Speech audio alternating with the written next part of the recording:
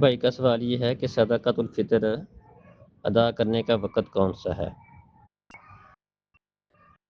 صحیح بخاری میں 1509 نمبر پر حدیث ہے۔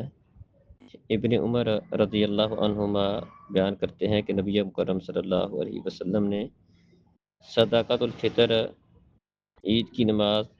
کو جانے سے پہلے ادا کرنے کا حکم دیا کہ عید کی نماز کو جانے سے پہلے صدقۃ الفطر ادا کر دیا جائے۔ اور ابو سعید خدری رضی اللہ عنہ کی حدیث ہے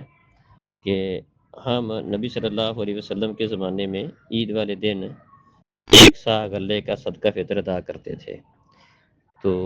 ان دونوں حدیثوں سے پتہ چلا کہ صدقۃ الفطر عید سے پہلے ادا کرنا ضروری ہے، یہ نبی مکرم صلی اللہ علیہ وسلم کا حکم ہے۔ لیکن اگر عید سے کچھ دن پہلے صدقۃ الفطر جمع کر لیا جائے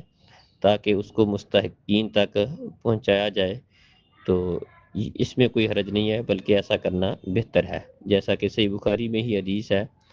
کہ ابو ہریرہ رضی اللہ عنہ زکوٰۃ الفطر کے اوپر پہرا دیا کرتے تھے، اور اس حدیث میں آتا ہے کہ شیطان 3 دن تک چوری کرنے کے لیے آتا رہا، اور آخری بار اس نے آیت الکرسی کا بتایا تھا کہ آیت الکرسی پڑھو تو شیطان قریب نہیں آئے گا۔ تو اس حدیث سے پتہ چلا کہ صدقۃ الفطر کچھ دیر پہلے بھی جمع کیا جا سکتا ہے۔ اسی طرح سے بخاری کے اندر ہی حدیث ہے، 1511 نمبر پر حدیث ہے، ابن عمر رضی اللہ عنہما کے متعلق بیان ہے کہ وہ کہتے ہیں کہ کان ابن عمر رضی اللہ عنہما یؤتی الذین یکبرونها وکانوا یؤتون قبل الفطر بیوم او یومین، کہ صحابہ کرام عید سے 1-2 دن پہلے صدقۃ الفطر ادا کر دیتے تھے، صدقۃ الفطر دے دیتے تھے۔ تو اس سے یہ بات سمجھ آتی ہے کہ عید کی نماز سے پہلے ادا کرنا ضروری ہے، اور اگر کوئی بندہ عید کی نماز کے بعد ادا کرے گا تو اس کا صدقہ فطر ادا نہیں ہوگا۔ لیکن اگر کوئی بندہ عید کی نماز سے 1-2 دن پہلے، 2-4 دن پہلے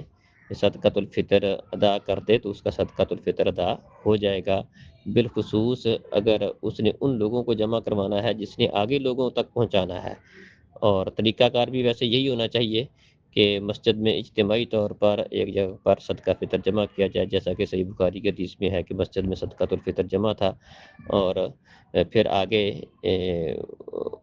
باقاعدہ ایک کمیٹی بنائی جائے جو اس بات کا خیال رکھے کہ کون اس کا مستحق ہے، تو ان تک وہ صدقہ فطر پہنچایا جائے۔